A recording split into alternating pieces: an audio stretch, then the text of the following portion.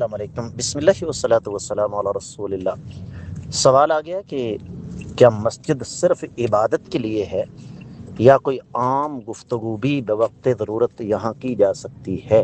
میرے عزیز، اس سلسلے میں شریعت کا مزاج بڑا معتدل ہے۔ عام گفتگو سے مراد مفید گفتگو ہے۔ اب مسجد میں بیٹھ کر آپ عمران خان کی ایسی تھیسی پھیریں یا زرداری کو گالیاں دیں یا نواز شریف یا اس کی بیٹی یا شہباز شریف کی ایسی تیسی پھیریں تو یقیناً یہ کام مسجد میں جائز نہیں ہوگا۔ اللہ کے نبی صلی اللہ علیہ وسلم نے مسجد میں لوگوں کے مقدمے بھی سنے ہیں، جہادی قافلے بھی روانہ کیے ہیں، آقا علیہ السلام نے جہادی تربیت بھی کی ہے۔ تو مسجد بنیادی طور پہ کمیونٹی سینٹر ہوتا ہے، لیکن اس میں فضولیات بالکل نہیں ہونی چاہیے، کیونکہ اللہ کا گھر ہے اور اللہ کے گھر کا ایک تقدس، ایک احترام ہے۔ امید ہے کہ انشاءاللہ آپ کو سمجھ آ گئی ہوگی۔